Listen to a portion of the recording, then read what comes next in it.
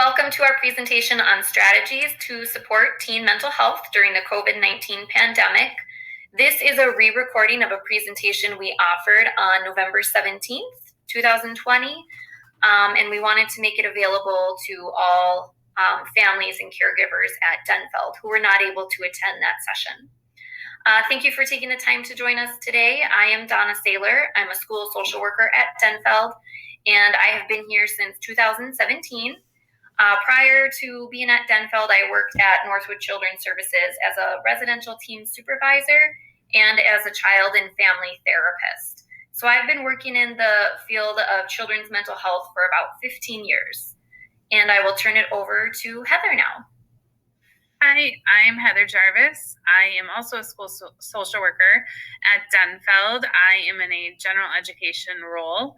I support the social emotional learning MTSS or multi-tiered system of support system, as well as the PBIS, and coordinate the focus room at Denfeld. I have been in my current position for about a year, since November of 2019. I have been at Denfeld since 2018. Prior to this, I was working with children and families who were going through the truancy process, which often involved mental health concerns that were impacting children's attendance. So at Denfeld, when we start meetings, we talk about clearing and designing our alliance, so that everybody can be fully present and engaged in our meetings and our presentation. So we will be sharing information in our presentation for about 60 minutes. And again, as Donna said, this is a re-recording of a previous session so that we could make the information widely available to all of our Hunter families and students. Please know that the information that we're sharing is for educational purposes and to just inform, and it's not intended to be diagnostic in nature or take the place of any mental health treatment. And in this presentation, we will also not be addressing or advocating for or against any learning model or change in learning model. We're simply talking about how the COVID-19 pandemic has impacted students' mental health and how families and other supportive adults can help students and themselves through this difficult time.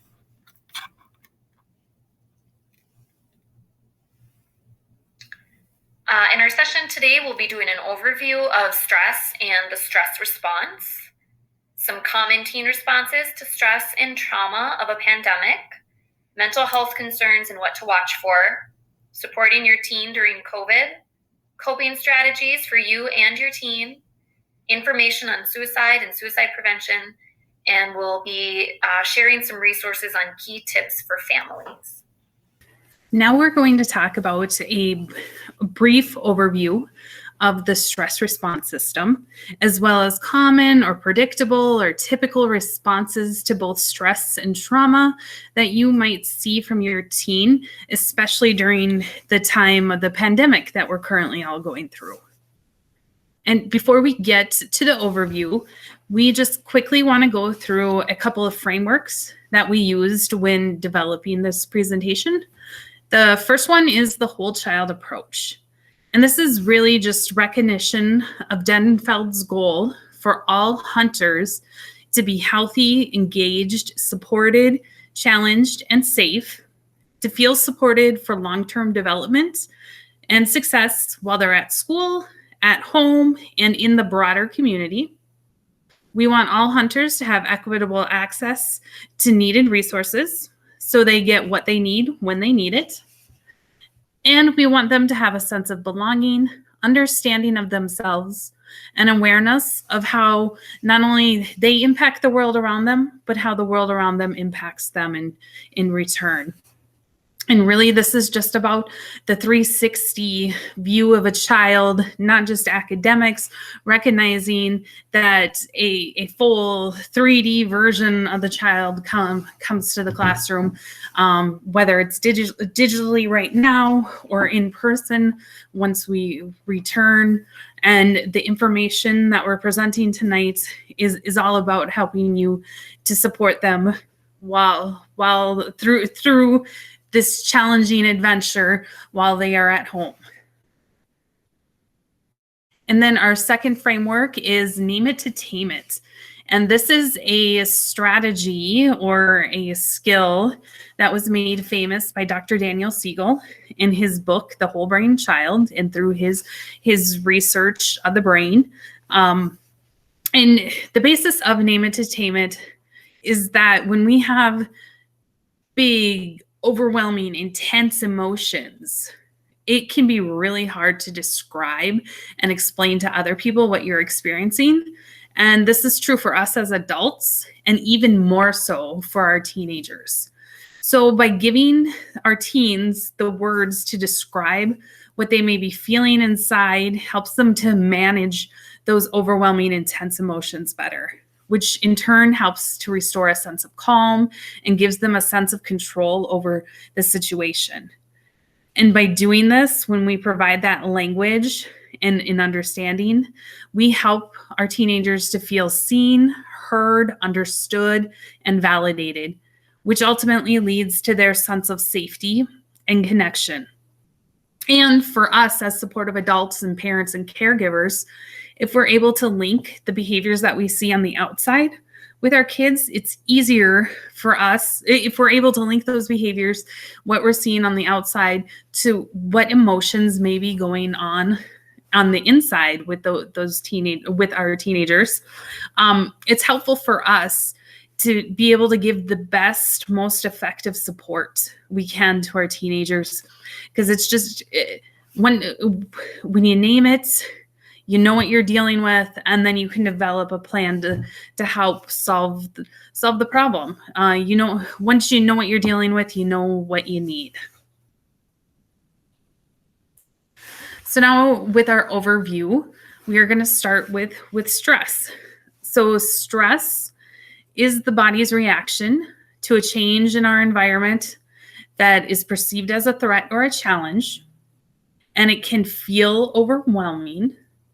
And as a teenager, that child may believe that this threat or challenge will stretch their ability to adjust or cope to the environmental change in a healthy way. Everyone, including all of us and our teenagers, every one of us faces stress in different forms and across different contexts and in different situations almost every day. Stress varies in intensity, length, and type, and we'll talk about types of stress in just a few minutes. But no matter what, our situations may be unique. The situations in which we experience stress are often very unique to us, but the body responses are really universal to the human experience. So really the way the human body reacts to stress is predictable and typical, and we see common things in everybody. And it's also important to note that in most situations, when our bodies are undergoing stress and the stress response system has been triggered, we all have the skills and support that we do need to handle the situation and get through the stress, even though it feels overwhelming and like it's going to stretch us. So the stress response system, again, it is a biologically hardwired response that is universal to all humans. And it's a response to an event that is an actual or perceived threat. And the perceived threats, it really is about that perception. I mean, some events we can all agree are definitely threats or challenges, just by how we have culturally defined those experiences. But sometimes a teen can perceive a situation very differently than how we might perceive it. For example, the spider that's in the corner here. Some people may see that spider and perceive the friendly Wilbur from Charlotte's Web, and those thoughts and memories may pop up, and we don't see spiders as threats. Other people may have an irrational fear to a spider. They may not know why they feel like the spider is a threat, but it is. And anytime they see a spider, they react in a way that shows that their body has initiated the stress response. So that response sets off the alert alarm brain state or system in our body. And we'll talk about brain states in a little while. This alert alarm system triggers the fight, flight, freeze, or fawn response. And when that system, that alarm system, is activated in our bodies, we're going to see physical changes, both internal and external. And we're going to experience mental changes. Adjustments in our thoughts and our cognitive responses. And we'll talk about why in a little bit. And then we're also going to see behavioral changes, like things that the stress response system is going to drive us to do in order to resolve the situation. And it's important to note that the stress response system is very beneficial in the short term. So when we're faced with an actual or a perceived threat, the stress response system is amazing at getting our bodies to summon the energy and motivation to get away from that threat, to resolve it so that the stress goes away. But as we will talk about in a little while down in the presentation, if the stress response system is always activated, or activated for a very long time, or frequently gets reactivated before it really has a chance to resolve, in the long term, that is actually really harmful to our growth and development. So the stress response system it is actually housed in our central nervous system. And there are two parts of the stress response system. The first one is the sympathetic nervous system.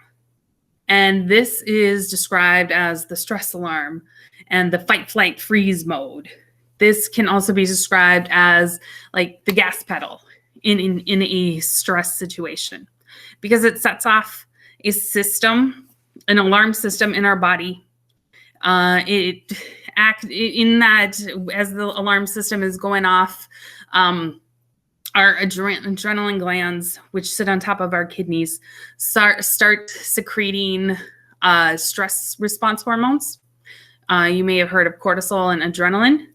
And once those hormones are flowing in our body, it sets off a whole cascade of other responses from other body systems as our body works to curb all non-essential functions.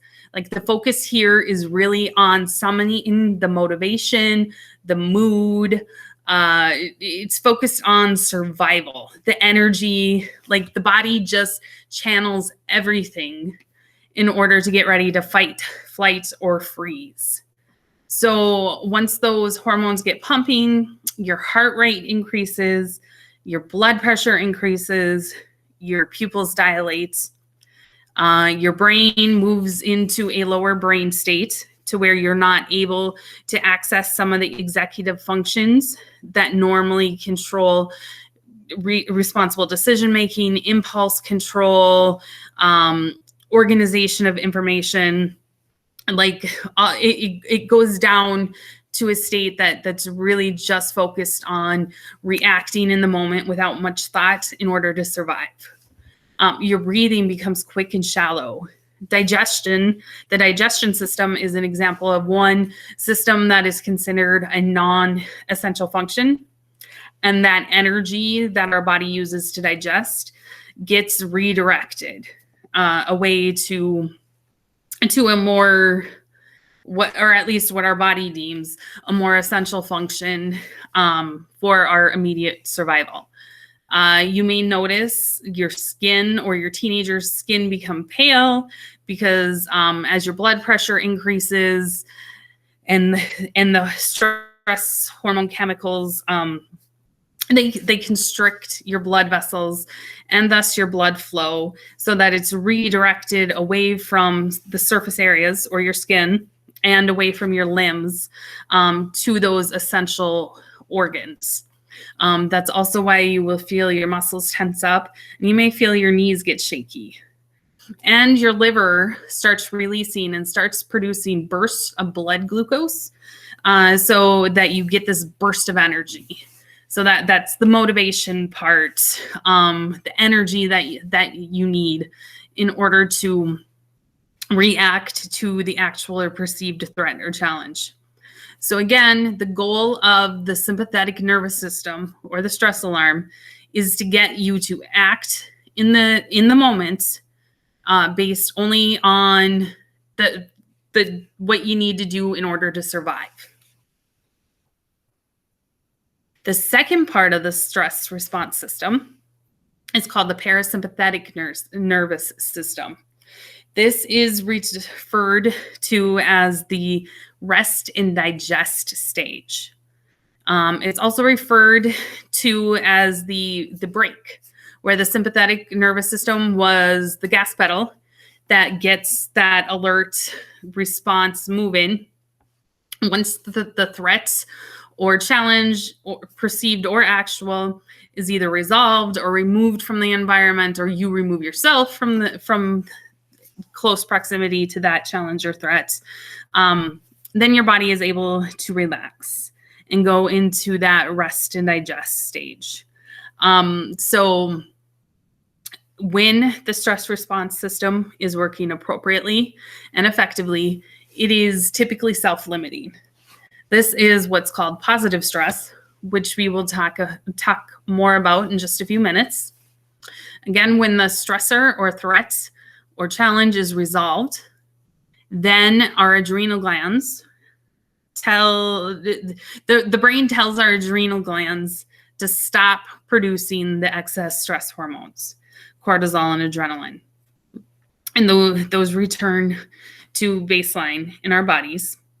And so then our heart and our blood pressure return to baseline, and those other systems resume normal functioning. Those systems that were deemed non-essential, like the regular digestion, resumes. And your breathing also slows down.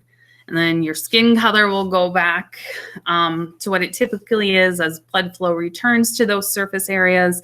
And your muscles, so your muscles won't feel as rigid. The liver stops producing those extra glucose, blood glucose, and your pupils constrict. So instead of being dilated and really focused on the what you need to do in the moment, now they're open, and you're able to your field of vision opens up. And then it's not on here, but your brain moves back up into a higher brain state. So you're in the calm, relaxed brain state. And we will talk about that in just a little bit. So positive stress, we just talked about. If the stress response system is functioning like it typically does in an appropriate fashion, a normal functioning of the stress response system, you have positive stress. So this means that the stress reactions are brief, they're short-lived, they're typically low intensity. You can pretty easily control the situations, even if it feels big and intense. And it's generally a result of a normative environmental change. So that means things that we would predict or could expect to happen in the course of a normal day, even if it doesn't happen on a daily basis. So for example, we can all predict or expect that at some point we're going to deal with a frustration, whether it's daily, weekly, whatever the timeline, like that's something that we can anticipate. As well, some people get anxious when they go into new situations, and actually a lot of people get really anxious about new situations. Again, that is a predictable response to a stressor. Like, we can anticipate if put in a new situation, we likely will experience some anxiety. And that will cause our stress response system to activate, that we will then have to cope with in order to resolve it. And these situations can be managed by our go-to healthy coping strategies, as well as support from a caring, responsive adult. Some of these, generally stress, well, not generally, stress is a very sensory experience. That means our senses are getting information from the environment and sending it to our brain that is then assessing it. So because it is such a sensory experience, a lot of mindful or grounding coping strategies are really what work to help get you through the moment when you're experiencing positive stress, along with the support of a supportive, caring, responsive adult. The next kind of stress is called tolerable stress. And this is a longer activation of the stress response alert system. These situations are still typically temporary, but they last longer. So where we may be frustrated from an email from a teacher, or our teens may be frustrated with an email from a teacher for 10 minutes. It's short-lived. Where these, when it's tolerable stress, it's something that usually lasts longer because it results from a more serious, non-normative environmental change. The intensity is a little increased and definitely not only feels, but is more overwhelming. And examples of tolerable stress situations are the death of a loved one, a natural disaster, serious illness or injury, those kind of things that the process of resolving that stressor is going to be longer for the child.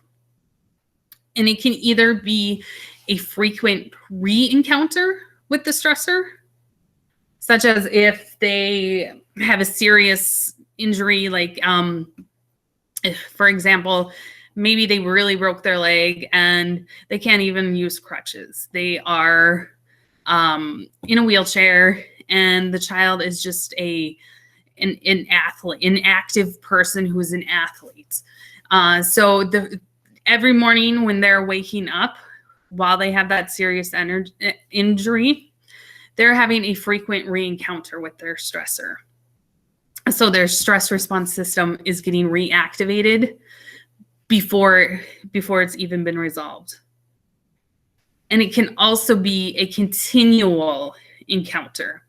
So for a teenager, this might be, if it's a continual encounter, it's likely to be something, like a death of a loved one, where like you're just really feeling that loss on a continual basis. And it takes some time to adjust to that change in your environment, that loss of that loved one. So it's not necessarily, as in the first scenario, where you're re-encountering that frustration, where that same thing is happening again every day, like Groundhog's Day. This is really just your stress alert system is activated as you go through that grieving process. So tolerable stress does stretch the child's ability to manage with healthy go-to coping skills. So while they have skills that they rely on that can work for positive stress situations, right now their go-to strategies really aren't going to cut it. So what is going to help a child through tolerable stress is needing more assistance from a supportive, responsive adult. So it's not just the support, it's the actual assistance to guide that child through tolerable stress, to offer more coping skills. So while grounding and mindful coping skills are still very important and very useful, because situations that create tolerable stress are very sensory based, much the way that positive stress situations are. So really having mindful grounding strategies are what's going to work. But what's more important is not only having the support of an adult, but having the guidance to find new ways to cope with this stress is really what's going to help the teenager in this situation. And then toxic stress. So this is the most strong, frequent, sustained activation of the stress response system. It completely overwhelms a child's ability to cope. And typically, not only do they not have those healthy go-to coping strategies, or they aren't able to generate any coping strategies on their own that are effective because they have just been completely overwhelmed. But also with toxic stress, the child really doesn't have the assistance or support of the supportive, caring, responsive adult. Really, they're just kind of going through this situation on their own is really what tips tolerable stress into toxic stress. And when they're in toxic stress, so that stress response system often gets stuck on one of the extremes. So you'll see really extreme behavior. So when we talk a little bit later about some of the fight, flight, freeze responses, the active high energy responses are on one end of the extreme. And then the inactive low energy responses are really on the other end of that extreme. And with toxic stress, you'll see kids that are stuck in those extremes, or they're going back and forth between the extremes. There really is no middle ground while you're going through toxic stress. So just for, information sake, the active high extremes on the high end are those hypervigilant, anxious, angry, controlling behaviors. And then the inactive low energy response are depressed responses, numbness, lethargicness. And really the longer you're in toxic stress, you have long-term exposure to those stress hormones, and that has a cumulative negative impact on the child's physical and mental health. And it really impacts the growth and development of almost every body system. So toxic stress is really an icky place to be. But on the positive side, toxic stress is also really, really easy to help the child out of once they establish the relationship and support of a caring, responsive adult in their life. So we talked about positive stress in some situations that can lead to the positive activation. We're going to talk, and you can call that positive stress, you could call those situations uncomplicated stress. We are going to talk about 3 specific situations that fall under the umbrella of complicated stress. And these 3 specific situations or types of complicated stress we're going to talk to them in relation to what our teens are going through in the pandemic. And complicated stress can either lead to tolerable stress or toxic stress. So if the complicated stress situation is managed effectively, along with a supportive, caring, responsive adult, it funnels into the tolerable stress category. And while it is difficult and hard to get through, it's manageable with that assistance of the caring, supportive, responsive adult. If the complicated stress situation is not managed effectively, without the assistance and guidance of that responsive adult, then it really tips in, these situations will tip into the toxic stress. So the first situation we're going to talk about is ambiguous loss. This is a loss that occurs without closure or without a clear understanding of what's going on. And certainly our lives in the pandemic and the school environment would qualify as an ambiguous loss. You know, but when we left in March, there wasn't really closure, and especially for our teenagers, not a real clear understanding of what was going on or why it was happening. I like to think of ambiguous loss as a snow globe. You know, someone picks it up and shakes it, and your life has just been completely shaken up. There's been a disruption in all of our normal routines, including our teenagers. We are physically and sometimes socially separated from other people.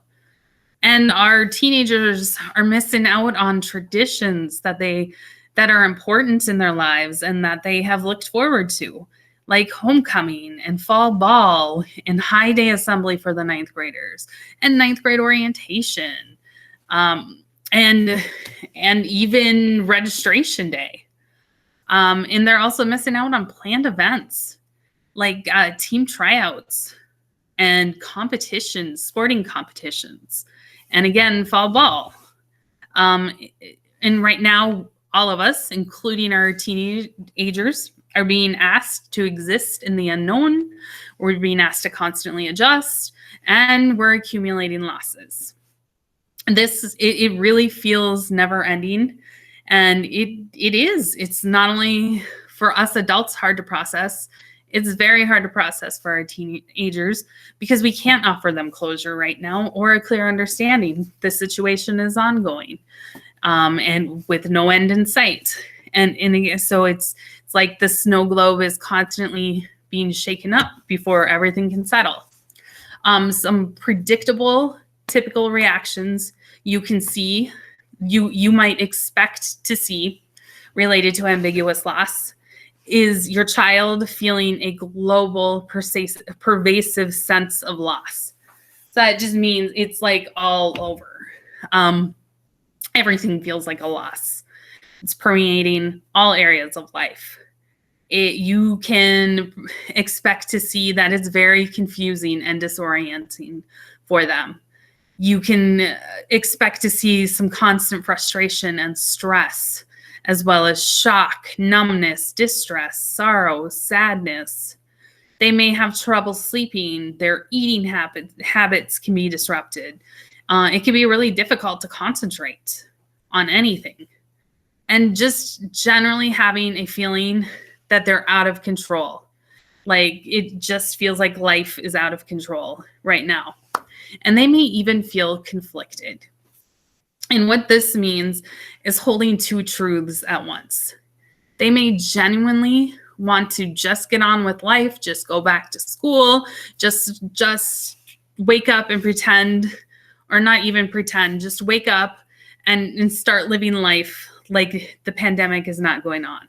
They may genuinely hold that very valid feeling and emotion, while at the same time holding the value and emotion that they really want to protect their grandma or grandpa, or they want to protect a cousin or a sibling or a parent or other supportive adult who may get really, really sick if they were to catch COVID. And they may feel conflicted between those two values. They may feel like again, the confusing, disorienting part. But it's important for them to know that you can hold two truths at once, and both feelings and values are valid. And now we're going to talk about the frustration that comes from the disruption of developmental tasks. So these are developmentally appropriate and biologically programmed behaviors during adolescence. So really the task of adolescence, based on a psychological theory, you may have heard of Erik Erikson. He defines the biological task of adolescents as forming their own independent identity and pushing away from their family of origin, or their current family structure, and really reframing their identity as an independent adult as they go through these adolescent years. So this task drives their desire to connect with peers and to build their own sense of identity, and to seek and assert their independence, and to push boundaries and limits, and to crave privacy and alone time.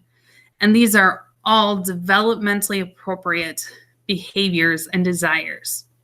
However, it comes into conflict with what they're being asked to do right now during the pandemic.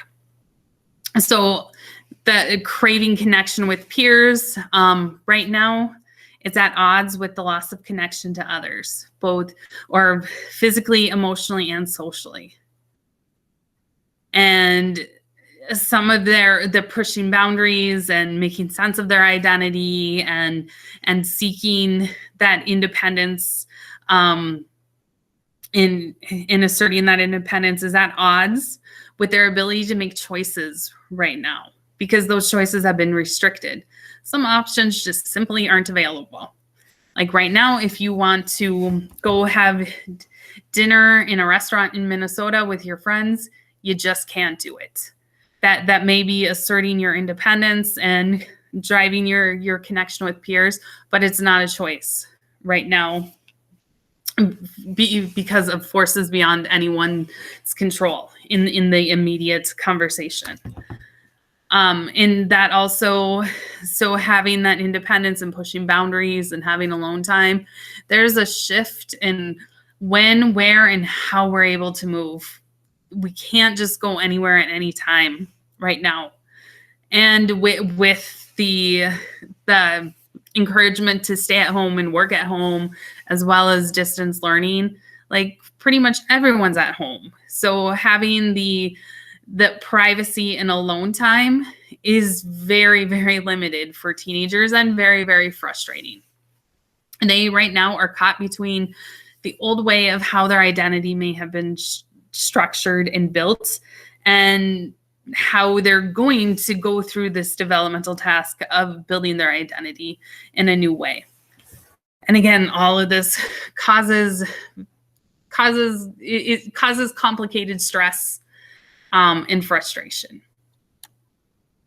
In trauma, we just all really want to acknowledge that what we're going through, as not only a school community, but not worldwide, but also you as caregivers and parents and supportive adults and your student, what we're going through is trauma. It's a traumatic situation.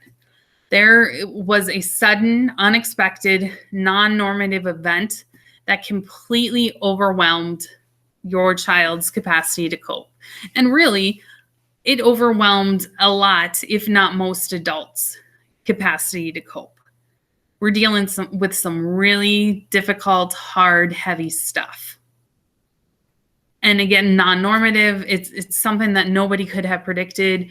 We couldn't have anticipated that it was going to happen within the course of our typical daily routines. And now we are experiencing the consequences of that. Trauma is a specific type of stress, and it reflects predictable reactions to uncommon experiences. SAMHSA has identified 3 E's of trauma.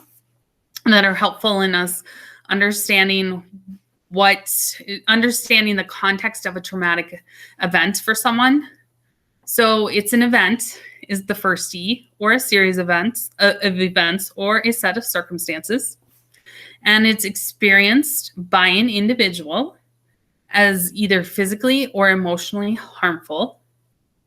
And that event and experience has lasting effects on the individual's functioning and their overall well-being. That includes mental, physical, social, emotional, or spiritual. And with trauma, it's important to note that it's not the event itself that is causing the trauma or the complicated stress. It's the perception of the child that overwhelms the ordinary capacity to cope. So that's why two people can go through the exact same situation, and one can perceive and experience that event as a significant trauma that really changes several things within the trajectory of their life. And another person can go through that same exact situation, but not perceive it as such a significant trauma and have a much different outcome from that experience. But when we do experience it as a traumatic situation, a traumatic event, it leads to a disruption in our sense of control over the situation, connection to others, and just general safety. Trauma diminishes the view of oneself, others, as well as the world around them. And generally, the view of the world around them becomes that the world is unsafe, or others, I can't rely on others, becomes a common response. And it's important to acknowledge again that trauma is emotionally painful, it's very intense, and it's very distressing.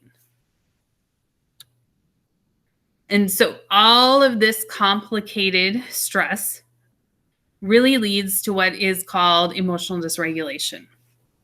And that's really graphically kind of displayed here as just head swirling, your body just feels out of control. You feel like you have lost your sense of control over yourself and the situation. Your loss of an expected or assumed future in this COVID situation. Like I think of especially like our seniors who expected to be able to take the PSAT last spring, and it was disrupted. Like I feel like high school kids during adolescence, especially each year, kind of have this plan of what they expect is going to happen. And right now, COVID has disrupted that expectation of what the future is going to look like.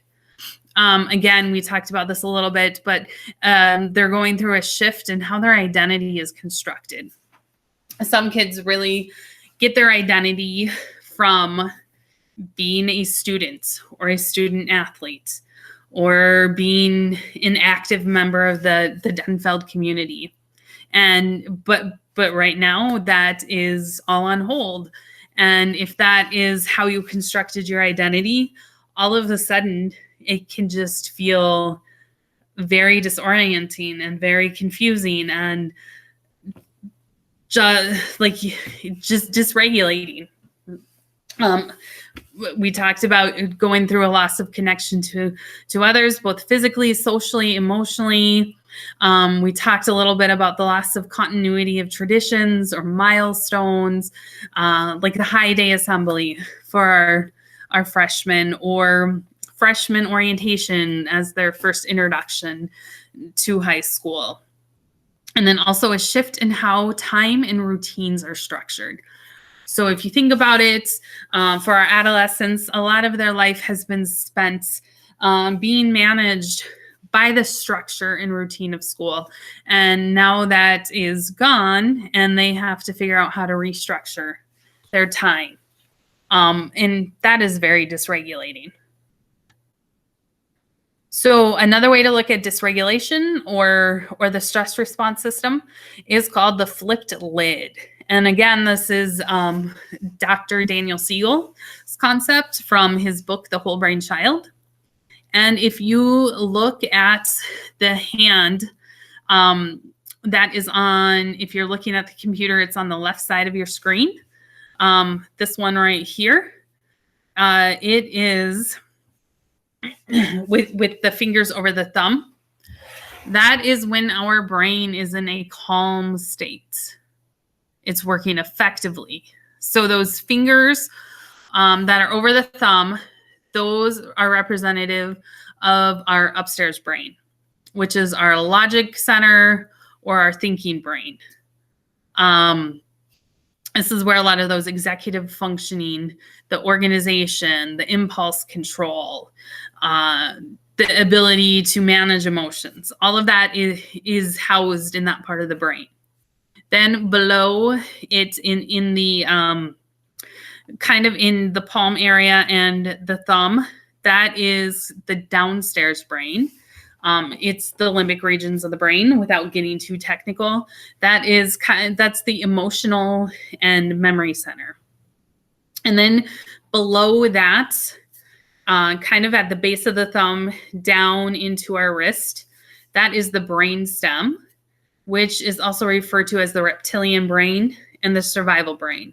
Like that is where all our impulses to breathe. A lot of times when we're in that fight, flight, freeze mode, that's where we're operating from, because those are our basic reflexes that keep us alive and surviving in moments of stress. So again, this hand model represents your brain in a calm state with the brain working effectively. The upstairs brain and the downstairs brain are connected and talking to each other. And that means that your child's brain is able to process information and manage emotions and respond to emotions in a very logical way. The lid is on and the higher level reasoning and coping skills are being used. We talk at Denfeld, we talk a lot about DBT skills, which is a form of coping skills. And in DBT language, this is wise mind. When everything is calm and working well. And in this situation, wise mind is leading the decision making. So the perfect balance between emotions and logic. In the second hand on the right side of your screen, or this one where the fingers are in upright position, this is when the lid is flipped. And we call it the flipped lid because that prefrontal cortex is now flipped up.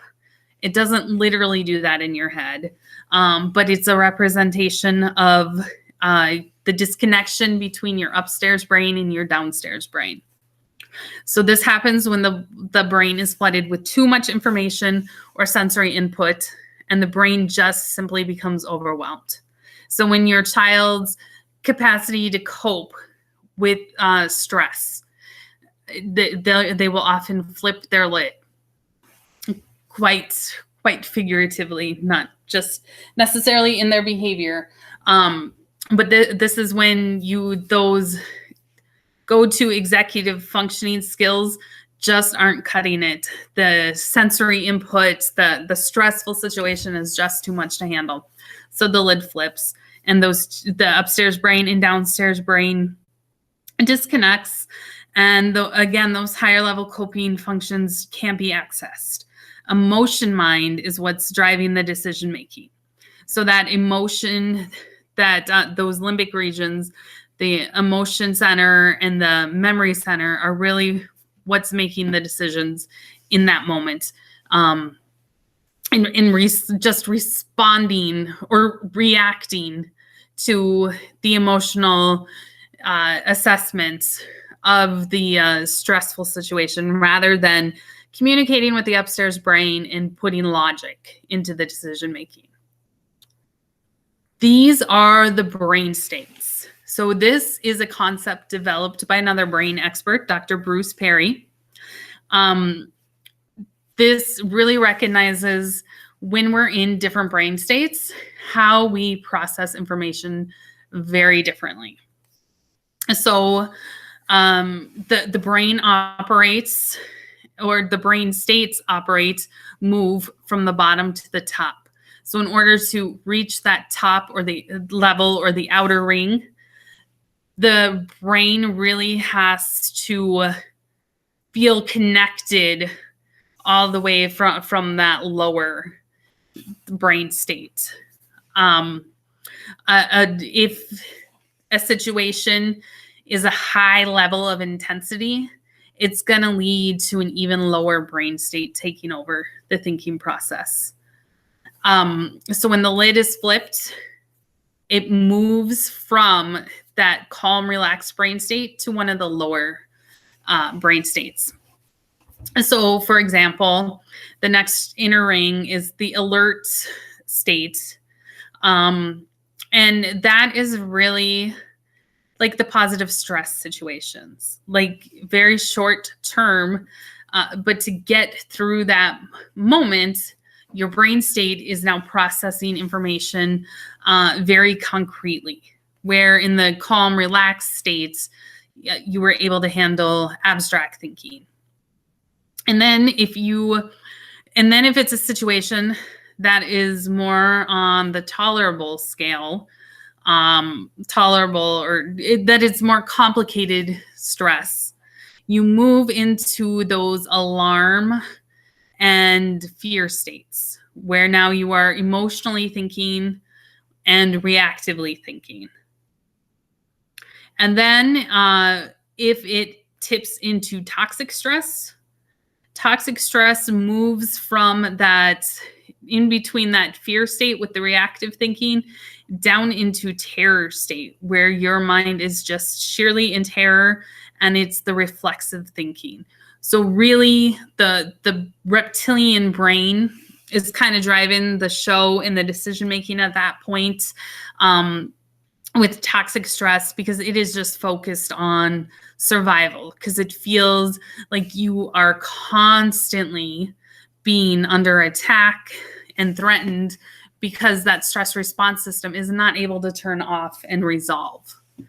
And it's important to understand those lower brain states do impact a child's ability to comprehend and process the information from anyone in their environment, including their parent, caregiver, or responsive adult. So now we're going to talk about some of those behaviors that you may see from your child in the fight, flight, freeze mode when they're in those lower brain states or their lid is flipped. So the first category is fight. And this is when your mind makes the assessment that you do have the power to defeat the threat or challenge. Then it'll set the behavior impulse to fight. In this, the assessment is self-preservation at all costs. You'll see extreme independence. Like, I can do it on my own. I don't need help. Because when I ask other people for help, they just let me down anyhow. So really just the assessment and thoughts that they can only rely on themselves. In this mode, you'll likely see explosive tempers, outbursts, aggressive, angry behavior. It's common to see children trying to dominate or control others because they feel out of control and they've assessed that, hey, I can take on this challenge. So when they're dominating and controlling others, they're really just trying to regain a sense of control over the situation. And that's also the demanding perfection from others. So in their minds, in their minds, they're trying to restore others' behavior in a way that gives them control over that threat. You may hear a lot of criticizing and raging that things just aren't right. That goes along with demanding perfection. They are pursuing power and control, goes along with the dominating and controlling others. Here you'll see very impulsive decision making. They also are very rigid and inflexible and can't hear other points of view. You'll hear them issuing directives and orders to other people. You may see their hands are balled up in fists. You may notice that their jaw is flexed or tight. You may hear them grinding their teeth. And you may also get complaints of a knotted stomach or nausea or a burning stomach. And that's because of the way that the body redirects energy when it's going into that fight mode. So it's not common to hear about complaints of the stomach. The next mode is the flight mode.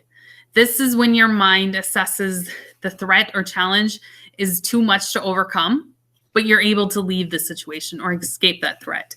So the impulse is to run or escape. So you may see people or your children rushing around. They can't sit still. They're constantly moving. They can't relax. They're always on the go, busy doing things. So they're always doing things. As an adult, workaholic would fall into this category. It's like you're throwing yourself into your work or into doing things in order to avoid those feelings of panic and anxiety. These kids try to micromanage situations and other people. So instead of outright being aggressive and dominating and controlling, the micromanage is a little more passive. These people are often overachievers and perfectionists themselves, demanding perfection of themselves rather than others. Over worrying and over analytical, so overthinking situations. Their mind is always on the move. Obsessive and or compulsive behaviors. So this could be racing thoughts about what's going on, about the threat or the challenge. This can also be feeling as though they have to, for example, exercise, like a compulsive behavior, like they feel like they have to. And again, you may hear about feelings of panic and anxiety. The next one is the freeze response. And this is when your mind assesses you can't run, you can't fight. The threat or challenge is just too much, that you can't defeat it by fighting and you're not going to escape it by running. So the impulse here is to just connect from the present moment in order to survive those intense feelings of the situation. So it's really, freezing is really about numbing out. So you may see your teenager spacing out. They may describe feeling unreal or disassociated from what's going on. Hibernating is a freeze behavior, sleeping too much, isolating self, hiding from the outside world, couch potato, having a brain fog, and difficulty making and acting on decisions, feeling depressed or detached from other people, describing that they feel dead, lifeless, have stiff muscles, just feel heavy. They may describe feeling cold or numb. Their skin may look pale because their blood has been redirected.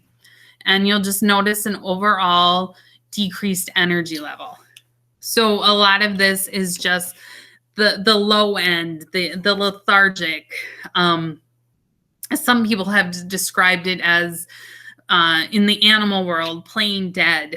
Like you can't run, you can't fight, so your body is just gonna exist or do what it needs to do to disconnect from the present moment so that you don't have to feel those incredibly intense and overwhelming emotions.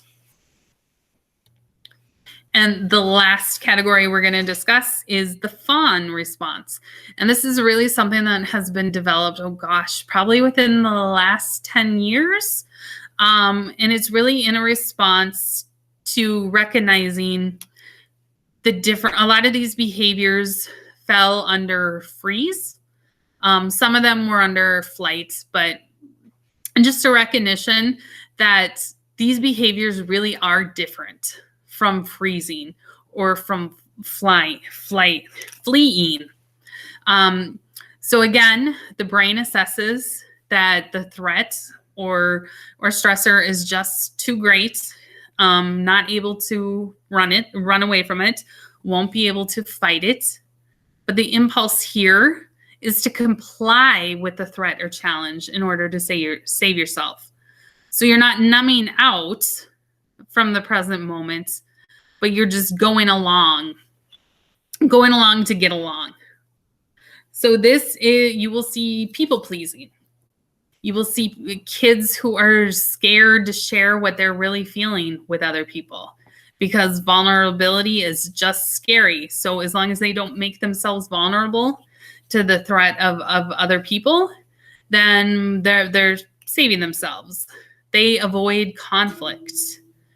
Here you will see codependent behaviors in these teenagers. They're in generally codependent behaviors in teenagers are providing care in situations where the person really isn't asking for their help. But it's all done in an effort to save themselves by showing that that they're useful, that their success depends on that the child's success depends on the other person's success. And that's also goes hand in hand with lack of boundaries. And just not being able to set up firm personal boundaries to respect themselves or to demand respect from other people. Rather than being caught in between making a decision, they defer to other people. They don't even attempt to make the decision.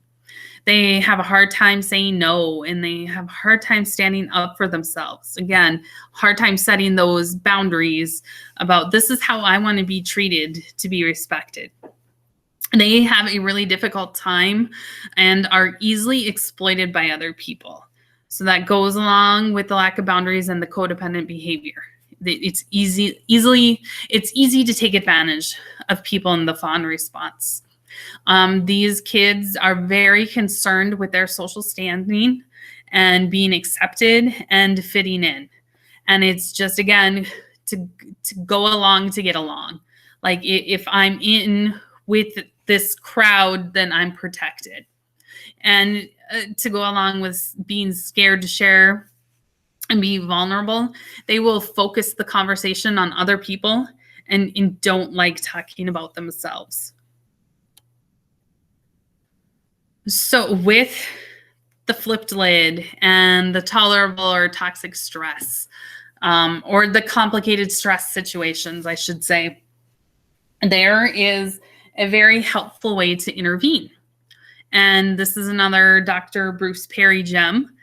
It's called regulate, relate, and reason. So when they're in that lower brain state, like we talked about how they process information, they are not able to reason until they are in a higher brain state. So when you're regulating with your child, you're really helping your teen to feel safe and calm. Your goal is really to reconnect them to the present moment in a way that is safe. The goal is to move the teen from the lower brain state back up to that calm, relaxed brain state. And again, because it is a sensory experience, you're going to use kinesthetic strategies, which are really targeted towards our senses.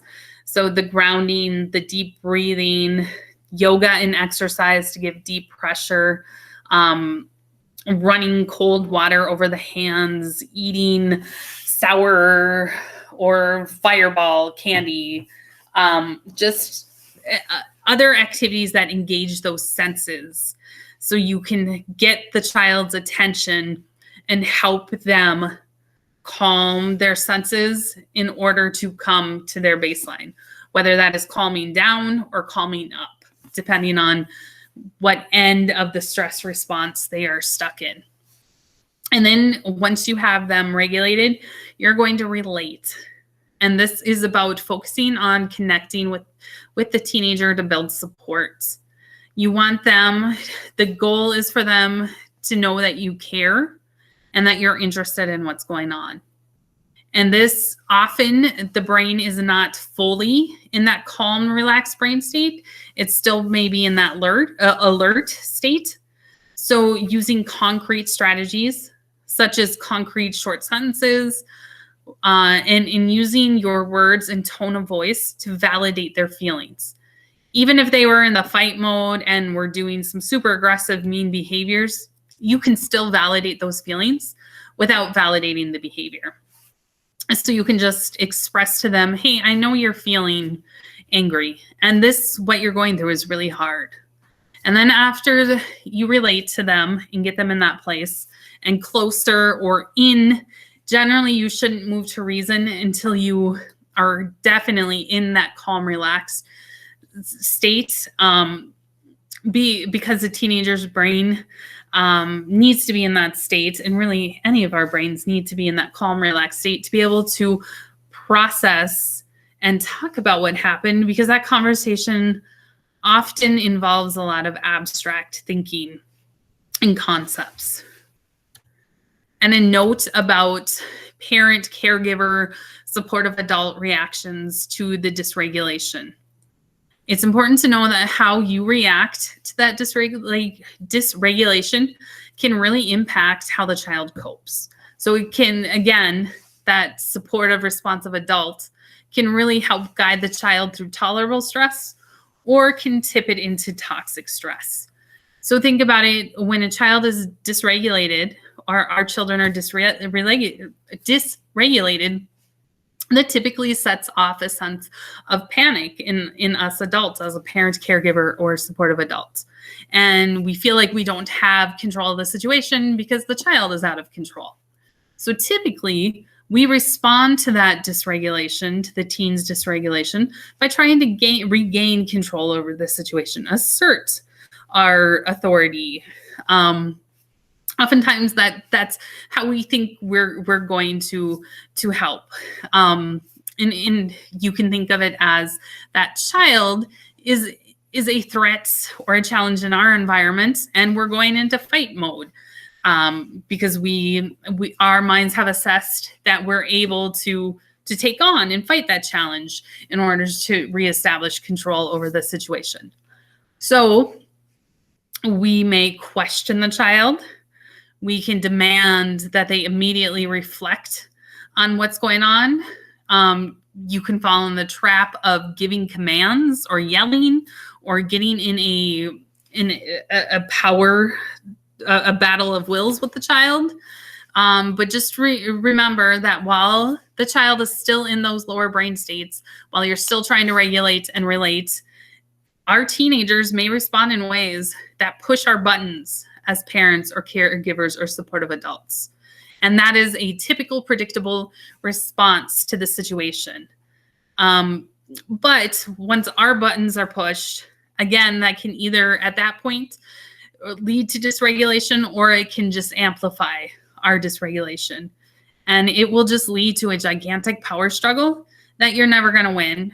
And it will only intensify the emotional dysregulation of your teen, and likely your own emotional dysregulation. So it's just important for us as parents, caregivers, supportive adults to stay grounded in the present moment and depersonalize it. Know that the behavior is not about us right then. And in that, really, the child needs us to help them. That child needs us to be the supportive, responsive adult to guide them through, assist them through the tolerable stress process. And then we just want to acknowledge a couple of special is probably not the right word, a couple of specific types of complicated stress that caregivers, parents, supportive adults are experiencing right now. And that's compassion fatigue and burnout.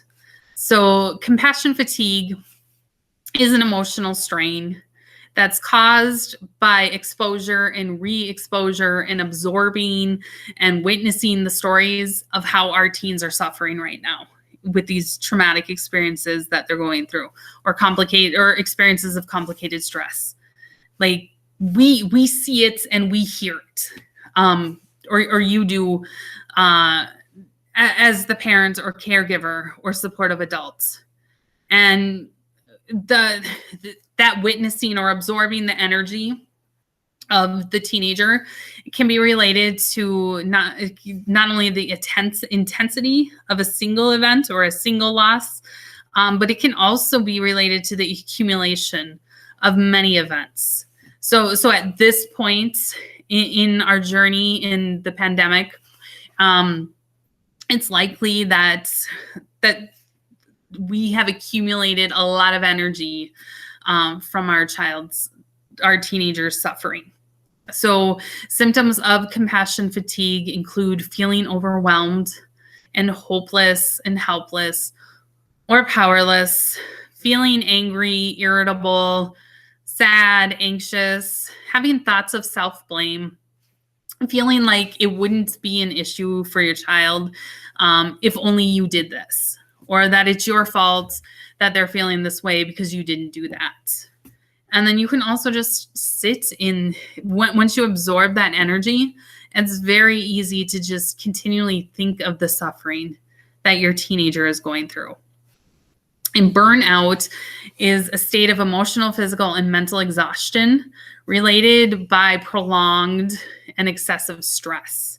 So it's not so much related to the traumatic event or absorbing energies. It's more related to the workload. Right now, as a parent or caregiver, you are working long hours and taking on a heavy workload and just feeling pressure to be successful in all areas of life. We just really want to acknowledge that things at home have changed and there is a larger burden being placed on the family, and that can absolutely lead to burnout. These symptoms of burnout include feeling overwhelmed, feeling emotionally drained, being cynical and detached from the situation, feeling ineffective and unaccomplished, like you work all day and don't get anything done. And you can feel like you're unable to meet those constant demands. And Donna will talk about it later in the presentation, but just remember that these are special kinds of complicated stress that you as a parent or caregiver are experiencing. Acknowledge that, validate what you're feeling, and know that you can't pour from an empty cup. So you have to make sure that you're taking care of your own emotions and experiences during this time. And now we're going to quickly talk about some mental health concerns and what to watch for. So as we've been talking, feelings of grief and worry and sadness and anger and boredom and irritability and everything else, those are all typical responses to what's going on to the pandemic. They're all predictable. Like they at one time or another throughout this journey, most of our teenagers are going to show some or all of these symptoms. But we just need to assess, when is it a normal up and down navigating through this pandemic, and when is it a concern that you should explore further? So here are some signs and symptoms of mental health challenges. And just know that they're not the same for every child, but these are some common things to watch for when it may be tipping over from that tolerable stress into that toxic stress, where you really should start exploring other options. So if you notice a large shift in sleeping patterns, either they are sleeping way too much, they're hibernating, or they're sleeping not enough, or they are having a lot of problems falling asleep or staying asleep. And sleep is really a big one because restful, restorative, predictable sleep is really what sets up the rest of our physical and mental health. So if you're not getting the kind of sleep that you need, that can set off an entire cascade of other events that really impact mental health. If you notice dramatic shifts in eating patterns, again, if your teen is suddenly eating too much or they're suddenly not eating enough, that would be something to explore further. If there are sudden shifts in the energy level, like they either have too much energy or not enough, that can be an indicator that they're stuck on one of the extremes of the stress response system. If they are having significant mood swings or out of character emotions, like if it's a mood that you don't typically see from your child, that can be a clue that something's going on. If you hear a lot of extremely negative thoughts or very rigid, inflexible thoughts.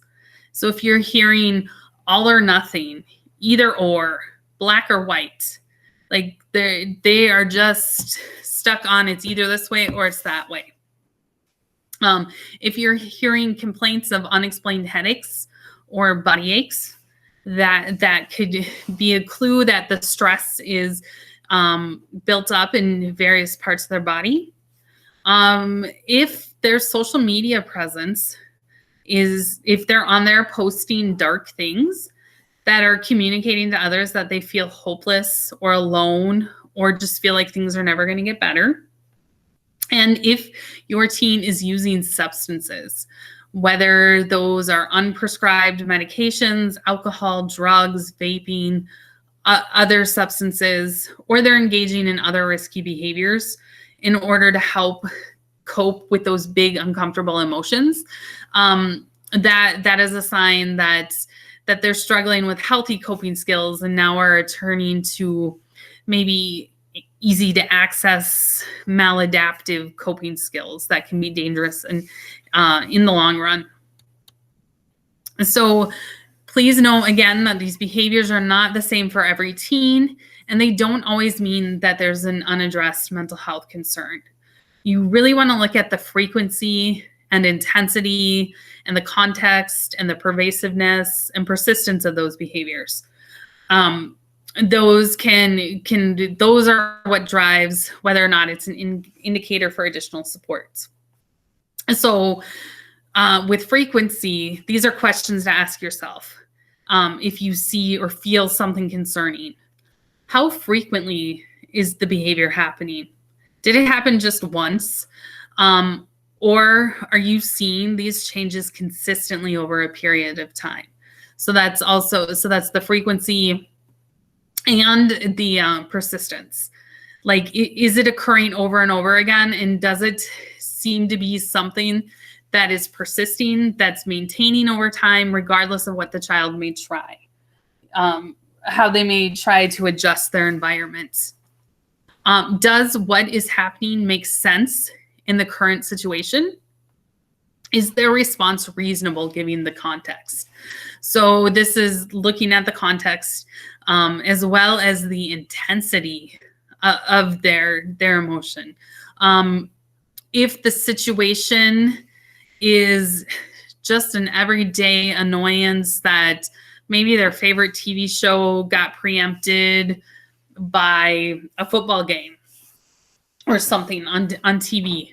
And so like on the annoyance reasonable scale, it's probably a 3, it's an annoyance, but their reaction is a 10 and they're always reacting to those small annoyances at a 10 or everything's a 10, that can be a real clue that they're stuck in one of those stress responses. And then does this change seem persistent? Is it being maintained over time? When you ask questions of your teen to check their thoughts, are they able to see exceptions? So if they're communicating to you that things just feel really hopeless, Are they able to identify times when it doesn't feel hopeless or when it didn't feel hopeless in the past? Are they able to take another perspective? So they're not talking in the extremes. They may have an extreme view, but then when you talk to them, are they able to say, well, yeah, that's how I feel, but I see blah, blah, blah. And more than anything, we just want you to know to trust your gut. If you have a feeling that things aren't quite right, trust that feeling and seek professional guidance for your teen, because you know your teenager better than anyone. So if something seems off, reach out to a school social worker or counselor to process the situation. Bounce your thoughts off of them and just come up with a plan for next steps. And now I am going to turn it over to Donna for the rest of the presentation. Thank you. All right, thanks, Heather. Moving on to some conversation about how we can support teens during COVID-19. As Heather previously mentioned, adolescence is really a time for gaining independence and learning how to navigate some of life's challenges on one's own. It is also a time of heightened emotional responses, and many teens are trying to learn to manage and deal with strong or difficult feelings, even without a pandemic in place. So, to already be operating biologically, trying to figure out how to navigate strong emotions, the pandemic is really a difficult time for teens. As we know, teens are not always eager to open up to adults about how they're feeling. It's not a knock on the adult, it's not a knock on their relationship. It really is just a biological instinct for teens to really try to seek independence. So that is a normal, natural developmental process that they go through when they kind of start to separate from parents in terms of what they choose to talk about. Of course, there are teens who do talk with their parents and caregivers openly, and we continue to encourage that and want that. But oftentimes, teens have a hard time opening up about their feelings. So we're going to talk about that a little bit here. Even when teens do want to talk with an adult they trust, they may not know how to articulate their feelings or how to bring up difficult conversations. Some teens may withhold their thoughts or feelings out of fear or shame, and it can be hard to talk about feelings, especially for boys. So, as we know, we live in a society that really sends a message to males that talking about feelings is a sign of weakness. And that is not the case. I actually believe, and many researchers believe, that talking about our feelings is one of the greatest acts of courage. And that is really a message that we hope to give our children and to give our teens, that it takes a lot of courage to talk about how we are feeling. So that is something that a lot of teens are having to fight against, is the socialization to not talk about their feelings or to not talk about mental health, because those are the messages that they're receiving from society. And even though we have made a lot of progress in these areas in recent years, unfortunately, we still have a really long way to go. So one of the best ways to know about how your teen is feeling is to ask them. And it can sound like this: how are you doing? How are you feeling about distance learning? What have you been feeling about some of the pros and the cons of distance learning? What are your hopes or fears about what this year or future years might look like? How might what you're experiencing now affect you long term? How are your friends doing? And most importantly, what can I do to support you during this time? Keep in mind, some teenagers may need more time to open up about how they feel. So just coming out and asking the question may not result in them sharing their deepest, darkest thoughts and feelings right away, but it definitely sends the message to them that you care about them and that it is okay to talk about their feelings and that you welcome those conversations. A lot of teens also really prefer to talk about their feelings while doing something else. So I am fortunate I get to work with teens and have really meaningful conversations. But it's pretty rare where a kid will just come and sit down in my office and say, let's chat about, some of these difficult feelings I'm having and do it in a way where we're just staring eye to eye. That's usually not what happens. We usually have to either work our way into the conversation, and often doing it while we're engaging in another activity like a craft or a card game, or even just giving the student a fidget to play with. So it can be helpful to think about other activities that you might do while talking with your teen, such as going for a walk or riding in the car, or maybe, drawing or doing something together. But really, having a conversation with a teen where they're being forced to just kind of fully engage with you can make them feel really vulnerable. And so you may end up getting more from them if they feel that they have some sort of an out where they can be kind of preoccupied with something else just a little bit. So, most importantly, though, just continuing to check in with your teen and asking them directly about their feelings really sends the message that talking about feelings is acceptable in your home. And it creates an opening for them to bring up conversations in the future about how they are feeling when they are ready to do so. It is also okay for you to share how you feel. It's okay for us to tell our kids that we're feeling stress or fear about the pandemic as well. And when we do that, to show them healthy ways that we are coping. So the more we can role model healthy ways of expressing our feelings in dealing with difficult feelings, the better we will do teaching our kids those skills. So empathy and validation. It can be really hard to hear our kids talk about their feelings sometimes. It can be hard to understand why they are having a strong emotional reaction to something, though it's a little easier with the pandemic to understand the emotional weight that teens are experiencing. They're experiencing a major shift in what used to be their normal. So students are being asked to learn a completely new way of doing school, and for many, it is incredibly difficult. Many students are struggling with self-esteem as they find school to be harder than it was when we were in person. Many students are also finding it difficult to be motivated or engaged in school right now. Distance learning asks students to continue with the responsibilities of school without the fun aspects of it. So they don't get to see their friends in the hall or be able to joke around before class starts. They don't get to be involved in the things that they're passionate about or excited about. And so it's understandable that we may not see the same level of investment, excitement, or motivation from teens without the structures and the fun that comes with the in-person learning. Many teens are also grieving the loss of milestone events such as dances, sporting events, concerts, performances, graduation, and more.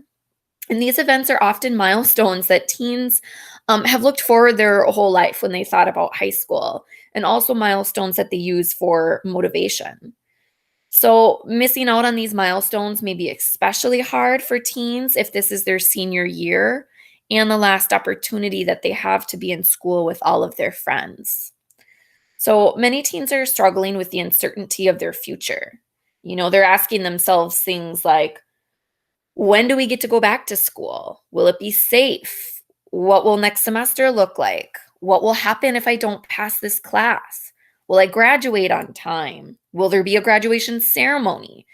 What will college look like next fall if the pandemic continues? What does this mean for college applications? Should I get a job now? Will I be putting my family at risk if I expose myself by going to work or spending time with my friends?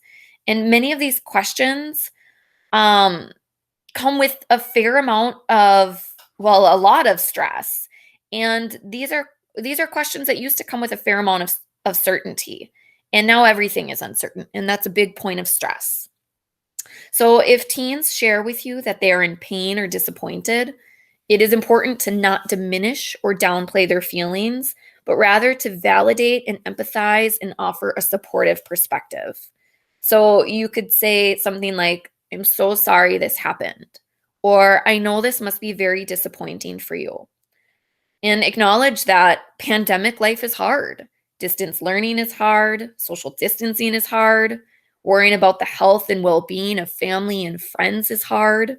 Some teens are worried about a parent losing a job, losing housing. Kids are worried about low or failing grades.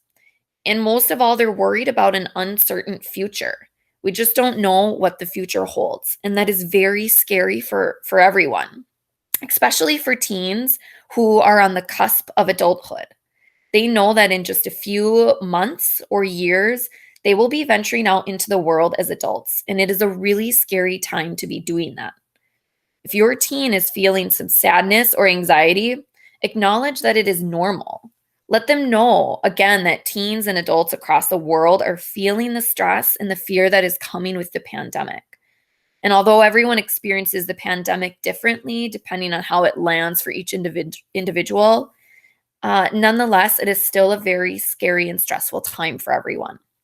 So, many teens are also struggling with self-esteem, and especially students who have built their self-esteem based on their involvement in school. So whether it has been through academic success or involvement in sports or extracurricular activities, or just through volunteer activities and how they feel in their interaction with their friendships.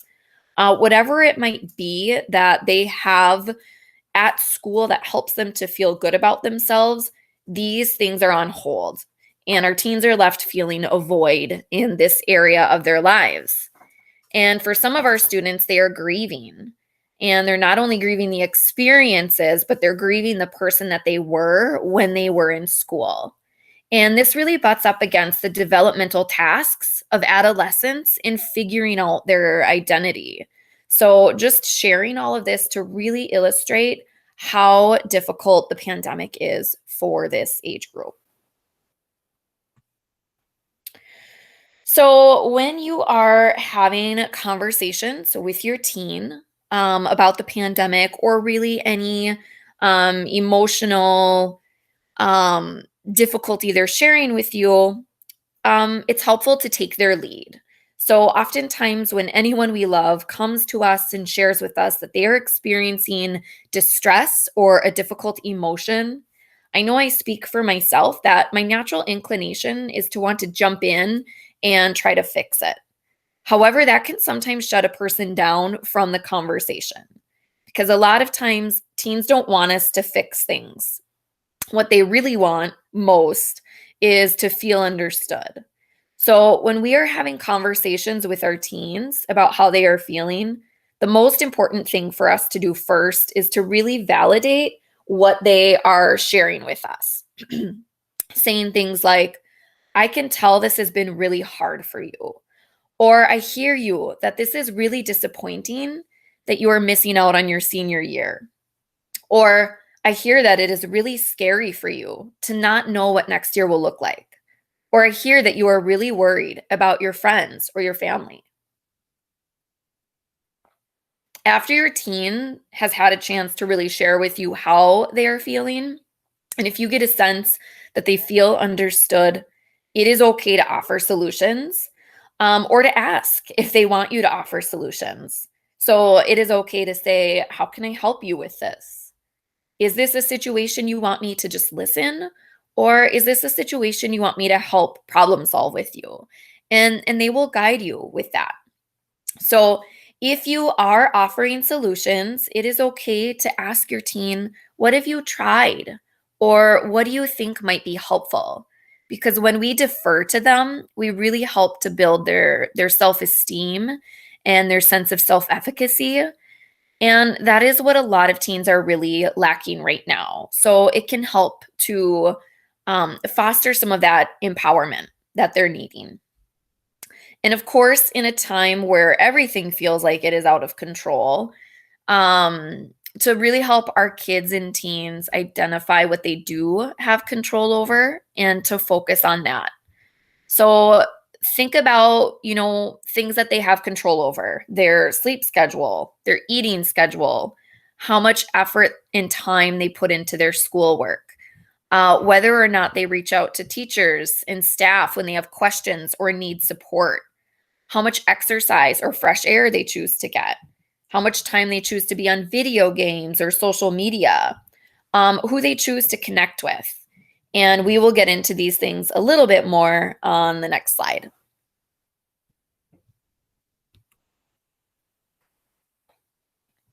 So coping strategies.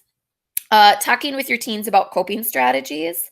I don't know about all of you, but I cannot remember a time in my childhood where my parents said, "Tell me about your coping strategies." And really the main reason for that is it just wasn't a thing back then to use that kind of language, or even to have those conversations. But it is a thing now. And it is language that is used not only in the mental health world, but also in education. And so most kids and teens are familiar with this language. Like Heather talked about earlier in the session, when we put language to something, it helps to give our attention to that. So having conversations with our kids helps to build their coping skills awareness and toolboxes, so to speak. So having conversations with our kids might sound like, "What are your coping strategies?" And they might look at you like, "Mom, really? Are you having this conversation with me?" So you don't have to say coping skills right away, but to be having the conversation about what are those things that you are doing in your life that make you feel better?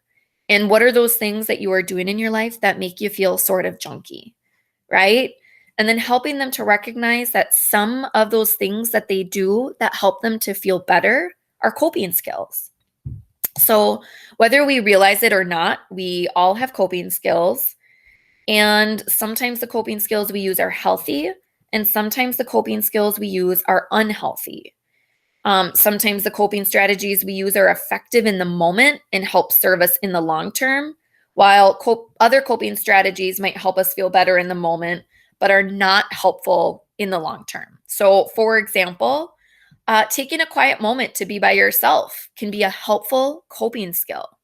However, staying isolated for days or weeks can lead to an increase in depression. So watching a funny YouTube video to cheer yourself up, again, could be a coping skill in the moment. But if it's something that we're doing for several hours a day, that can lead to an increase in depression and social isolation. So being mindful about how all coping skills, healthy coping skills, keep in mind where's the balance? And is this something that's helping to serve us well in the short term and long term? Or is this something that's just helping us to feel better in the moment, but maybe isn't serving us so well in the long term? So again, having conversations with your teens about the coping skills they are using can help them develop some of this insight. And again, the conversation could be, I'm curious about how are you filling your time during the day now that we don't have school? And how do these things make you feel? What are those things that you're doing when you're feeling sad or worried or disconnected or bored? And what are some things that you can do that might help you feel better? So here is just an example of some different types of coping skills. And what you see here is that they're broken down into a variety of categories. So each type of coping skill serves a different purpose. And each person is unique in which coping skills are helpful and in which scenarios. So something that works for you may or may not work for your teen. And something that works in one moment may or may not work in another situation. So just helping your teen to learn about a wide variety of coping skills ensures that they have a full set of tools that they can use in different scenarios. So If your teen has been to Amber Wing, or if they have learned about DBT, which is dialectical behavioral therapy, whether through therapy or a socially emotional curriculum, this is a set of skills that I cannot speak highly enough about. I truly believe that all people can benefit from learning the DBT skills. These are skills that I teach the teens that I work with, that I teach the kids, my own kids in my home, and skills that I use myself as well. So here are a few categories of coping skills, starting with self-soothe. So self-soothe coping skills is about comforting yourself through your 5 senses. So some examples of this might include a warm bath or shower, stepping outside and letting the sun shine on your face, lighting a candle or having a cup of tea or hot chocolate, laying outside and watching the clouds pass by, or listening to some calming music. And so while these aren't necessarily going to fix or solve a problem at hand, sometimes they can just help us to feel a sense of calm in the moment, to reduce our stress, to reduce our anxiety in the moment, to provide some level of clarity, to figure out how to move on and take the next steps. But these skills are really about being kind and comforting to ourselves. And treating ourselves like someone we care about is extremely beneficial to our mental health. Distraction is another category of coping skills, and simply doing something to take your mind off a distressing topic. So this might be doing a puzzle or reading a book or watching a movie or doing a craft. These are skills that are helpful to reduce stress or to quiet our mind when we're ruminating or stuck in a worry loop about things that we can't control. So it is important to note, though, that using a distraction skill can be helpful so long as it does not become avoidance of taking care of our responsibilities. So again, finding the balance of what works in the moment, but not letting that become something that's a hindrance to us in the long run. Opposite action. These are coping skills that are really about doing the opposite of your impulse to try to improve our mood. So when we are feeling a negative emotion, we are often inclined to do something that reinforces that negative emotion. So, for example, when we're sad, we often have the tendency to want to listen to a sad song. Opposite action would say, do the opposite and listen to a happy, upbeat song. Even though you don't want to, putting on a happy, upbeat song can really start to change the trajectory of how we are feeling. Another example, when we're feeling down, we often have the tendency to want to isolate or lounge around. But opposite action would say to pull ourselves, off the couch or out of our bedroom and engage with our family or call a friend or go for a walk or tidy up our room or our space. All of these things, we recognize that it may be really difficult to do, and our urge is not to do those things. But knowing that if we do those things, it will likely boost our mood over time.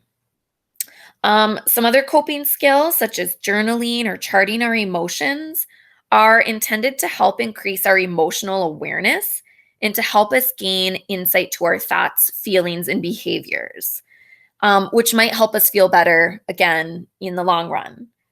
Mindfulness activities, such as relaxation techniques or deep breathing exercises, are intended to help reduce stress, panic, and anxiety. And in fact, one of the skills that I teach just about all of the kids that I work with is deep breathing. And so Heather shared earlier in the presentation that when we are experiencing stress, our bodies initiate the sympathetic nervous system responses. And so these biological responses are intended to help us mobilize and to take action to stay safe. And part of this response, our breathing becomes shallow and weak. And when we choose to intentionally take slow, deep breaths, we increase the oxygen that our brain receives. And when this happens, it stimulates our parasympathetic nervous system, which is kind of the partner or the yin to the yang of the sympathetic nervous system. And these two parts of our nervous system cannot operate at the same time. So when we stimulate our parasympathetic nervous system, this promotes a state of calmness.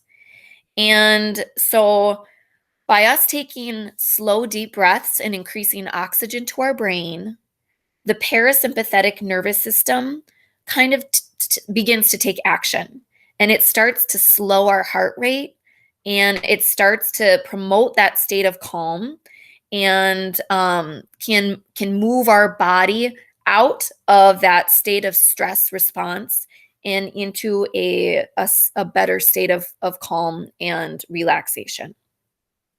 And the last category of this chart references a crisis plan, which we will talk about later in the presentation. And here is another slide just to show you some ideas of coping skills. If you think your teen would be up for it, you could even have them create their own coping skills poster like this one. You could have them create a coping skills box where they put stuff in the box that might be comforting to them. That's something that a lot of students do when they're at Amber Wing.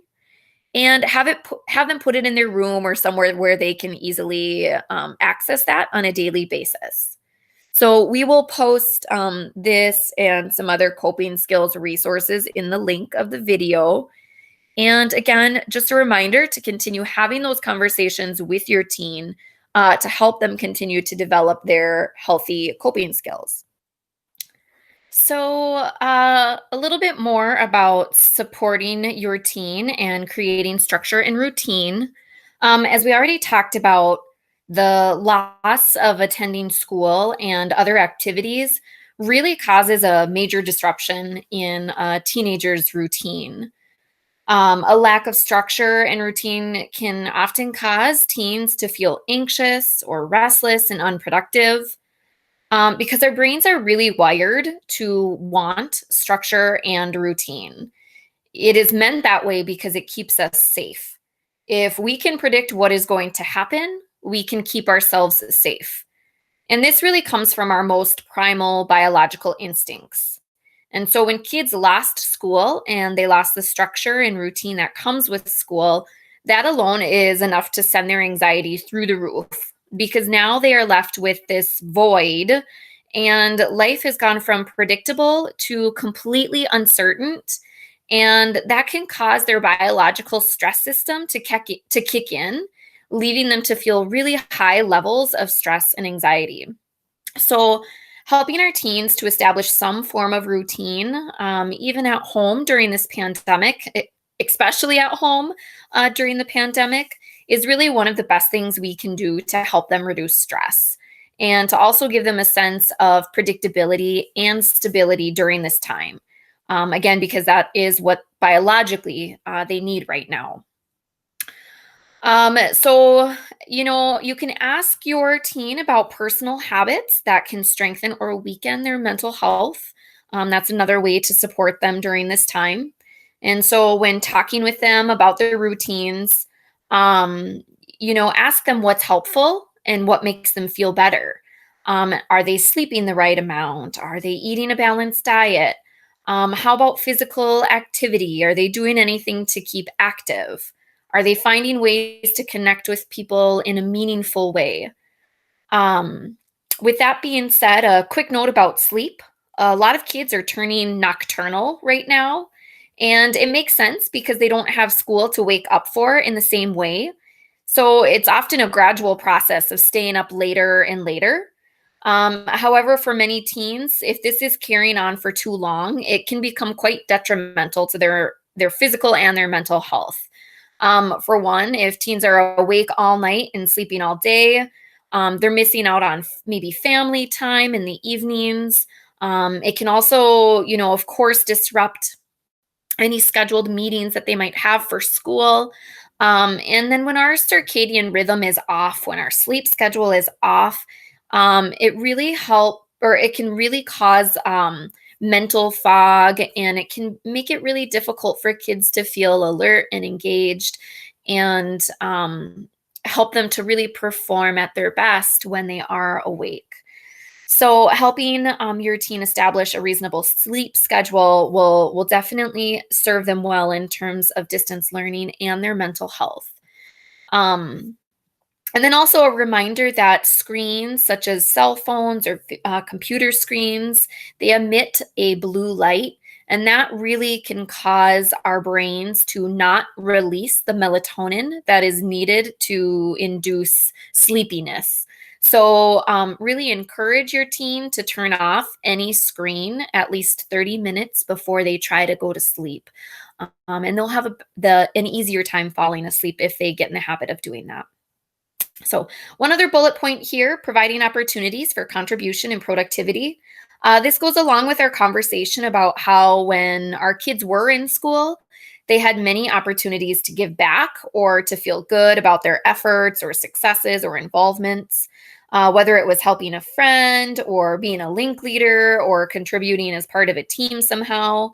Whatever it was that they did at school that made them feel good about themselves, that is now on hold. And it doesn't mean that they can't have opportunities to contribute or feel productive in this new way of life, but it may take some creativity or thinking outside the box. Encourage them to think of ways that they might help others. So maybe they could help out with a project in the home, like painting a room or making a meal. Or maybe they could help out a neighbor by shoveling or bringing groceries. Maybe they could help a younger sibling with homework, or even just calling a friend to check in on them.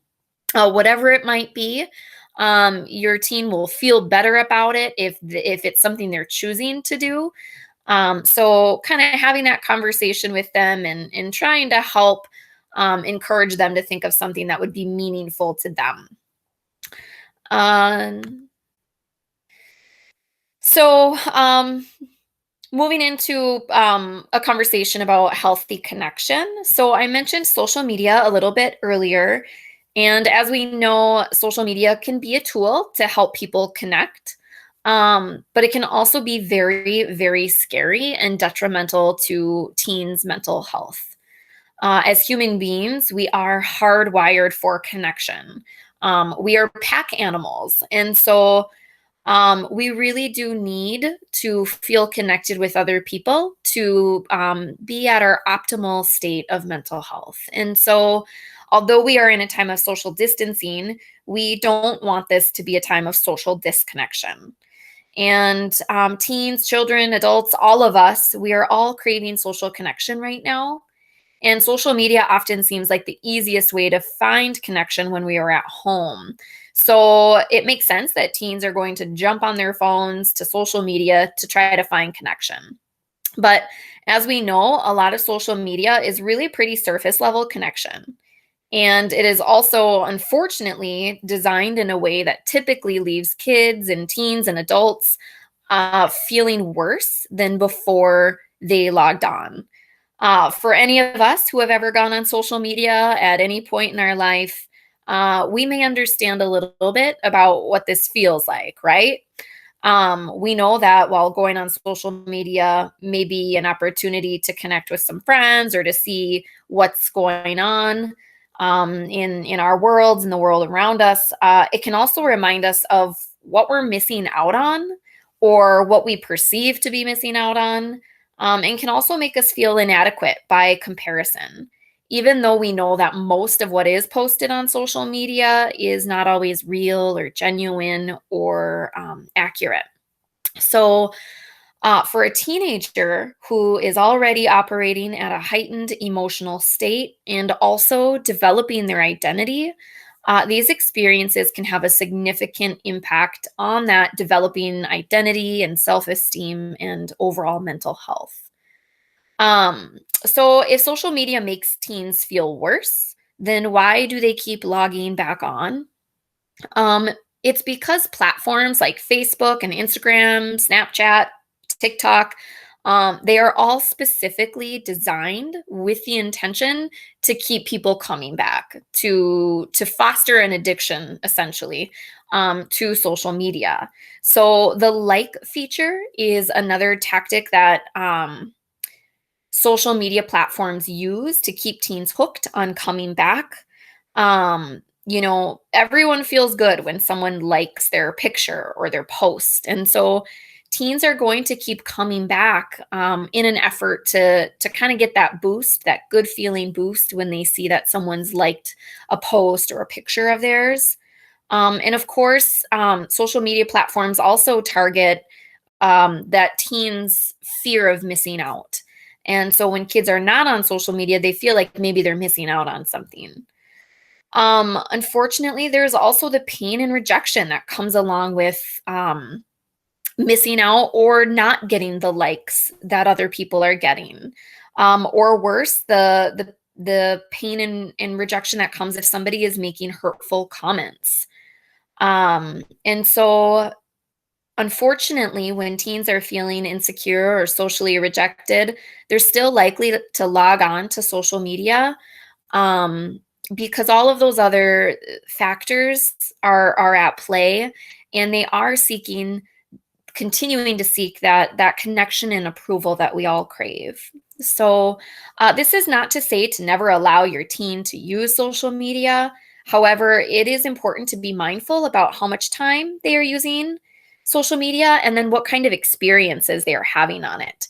Are they spending so much time on social media that they are missing out on opportunities to develop real in life, deep, empathetic, meaningful relationships, whether it's with their friends or with family? Are they having a hard time logging off so they can attend to their schoolwork and other responsibilities? Is social media getting in the way of their sleep schedule? These are things to consider when evaluating your teen's social media use. And of course, it's important to talk with them. Ask them how they're feeling about social media. How do they feel before they log on or when they're using it? Do they tend to go on because they're bored or they're feeling, a sense of disconnection and they're hoping to feel a little bit more connected with people? If so, having a conversation with them about other ways that maybe those needs can be met. But again, having the conversation with your teen about how they feel when they are using social media will help them think more intentionally about whether this is something that's truly beneficial to them or not, and can help them to find a healthier balance. So you can also help them foster healthy connections in real life by creating quality time with them, with your family, helping to encourage them to maybe reach out to friends in different ways, whether it's texting them directly or giving them a call, calling a family member or a grandparent that they haven't spoken to in a while, or even writing a letter or a card to somebody. So these are just a few ideas on how to foster some healthy opportunities for connection during this time. And then, of course, remember that any change in habit takes time. So even if you would like your teen to change his or her habits with social media, give them some grace and remember that progress is better than perfection. So even small steps in the right direction is a good thing. And just a review here. So just remember to check in often with your teen. Check in when they seem to be doing okay, and check in if you're thinking that maybe they're feeling a little down, but to keep the conversation ongoing. And then, of course, listen even when your teen is not talking. So keep in mind that adolescents and young adults may try to hide their struggles because of fear or shame or a sense of responsibility and to avoid burdening others. So some teens may need a little bit more time opening up. And then don't let your teen's mental health symptoms snowball. So they might merely just be having a bad day, but if you're noticing that things are carrying on for a little while, don't wait for your teen to approach you to talk about how they're feeling. Knock on their bedroom door, park yourself on their bed and say, you seem sad. Would you like to talk about it? Or how can I help? And of course, don't hesitate to call a school social worker or counselor if you're concerned. It doesn't necessarily mean that you have to connect us with your teen, but we could brainstorm together if you have questions or concerns about their mental health. And the last slide here, just some key tips for parents. So just a reminder to keep communication constant, open, and honest. Understand that mental health disorders are treatable. Be attentive to your teen's behavior and watch for shifts or changes. Set a healthy tone in your home. For this one, I often use the flight attendant analogy. So for anyone who's flown before, for myself, when I'm flying and we hit some turbulence, I often look to the flight attendant. And if she is cool and calm and pouring my cup of coffee, then I'm feeling pretty good that we're going to land safely. But if my flight attendant has a look of terror on her face and runs to the back and buckles up, I'm going to start to sweat a little bit. And so in this scenario, we are kind of like the flight attendants, where our kids are looking to us to see how we navigate these turbulent times of the COVID-19 pandemic. And so while we are not enjoying the turbulence, and while it might be a little bit scary or uncomfortable for us as well, recognizing that we really set the tone in our home and being mindful about how we express our feelings and how we're showing our kids how we cope with difficult feelings. And remember, the more we can do that in a healthy way, the more we can role model those things in a healthy way, the better off we will do teaching our kids those skills as well. So, and then of course, taking care of yourself. We can't pour from an empty cup. So doing some of those coping skills that are helpful for you as well, and role modeling those healthy behaviors and coping skills. And then, of course, looking for the good in the pandemic. It can be really hard to see that sometimes, but working with your teen and really encouraging your teen through your actions, through your behaviors, to see some of the good that can come through this really difficult time. Remembering to reach out and encouraging your teen to reach out when we can be of help, and remembering that we don't have to do this alone. And last but not least, giving grace. So giving your teen grace during this time and giving yourself grace during this time. It's a really difficult time to be a teen. It's a difficult time to be a parent. It's a difficult time in general. And so remembering to give grace to ourselves and those around us. So thanks again for joining us. Yes, as Donna said, we thank you very much for listening to our presentation today. We hope that you found this information helpful. And like Donna said, please feel free to reach out to either Donna or I or any of the school counselors or social workers to problem solve, to bounce ideas off of us, or if you feel like your student needs a higher level of support, please feel free to connect with us. These last couple of slides are just going to highlight some of the Denfeld specific resources that we do have for our students. This first is a list of all of our school counselors and our school social workers, and with email addresses and extensions. So feel free to reach out to any of us. We're very lucky to have the number of support staff, especially for student mental health. We're very lucky to have this number of staff that we do have here at Denfeld. And then we also are extremely lucky to work with two wonderful agencies to provide co-located mental health support for our students. Right now, we partner with Nystrom and Associates, as well as Fond du Lac School Linked Mental Health through the Care Building.